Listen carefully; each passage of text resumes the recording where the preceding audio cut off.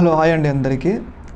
మీరు రీసెంట్గా గమనించారో లేదో, టీడీపీ అనుకూల మీడియా ఉంది కదా, టీడీపీ అనుకూల మీడియా అన్న ఏబిఎన్ కానీ, టీవీ5 కానీ, ఇతర ఈటీవీలో కానీ ఎన్నికల కన్నా ముందు పవన్ కళ్యాణ్కి ఆ యొక్క మీడియా ఛానల్లో స్పేస్ ఎక్కువ ఇచ్చారనమాట. ఎందుకంటే ఆయన ద్వారా ఉన్న ఓటింగ్ని కూటమికి లాభం చేయడం కోసం. కాకపోతే రీసెంట్గా పవన్ కళ్యాణ్ డిప్యూటీ సీఎం అయిన తర్వాత కొన్ని రోజులు మీడియాలో, అంటే టీడీపీ అనుకూల మీడియాలో పవన్ కళ్యాణ్ గారికి స్పేస్ ఇచ్చారు. కానీ రీసెంట్గా చూసుకుంటే మాత్రం పవన్ కళ్యాణ్ గారికి స్పేస్ అనేది తగ్గిపోయింది.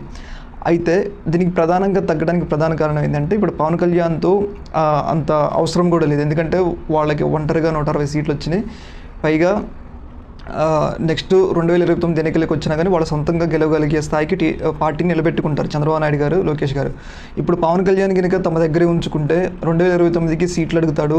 మళ్ళీ తర్వాత సీఎం క్యాండిడేట్కి కూడా లోకేష్గా పోటీ వస్తారు అని చెప్పేసి ఉండొచ్చు మేబీ టీడీపీ ఛానల్స్. అందుకనే పవన్ కళ్యాణ్ గారి యొక్క క్రేజ్ని, పవన్ కళ్యాణ్ యొక్క స్పేస్ని కిందకి తగ్గించేందుకైతే ప్రయత్నాలు అయితే జరుగుతున్నాయి. దానిలో భాగంగానే టీడీపీ అనుకూల మీడియాల్లో స్పేస్ అయితే తగ్గుతుంది. దీని మీద మీ అభిప్రాయం తెలియజేయండి. ముఖ్యంగా సాక్షి కూడా ఇదే విషయాన్ని అయితే రాసుకొని వచ్చిందనమాట.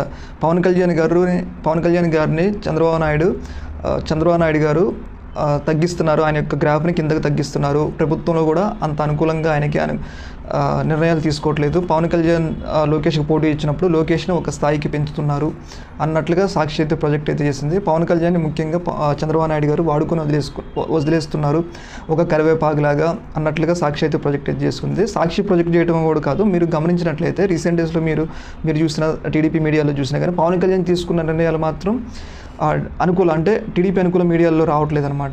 మీరు గమనించినట్లయితే దాంట్లో దృష్టిలో పెట్టుకుని టీడీపీ ఈ మీడియాల మీద ఆధారపడకుండా జనసేన కొత్త మీడియా ఏర్పాటు చేస్తున్నట్లు రీసెంట్గా నాగబాబు గారు కూడా ప్రకటించారు.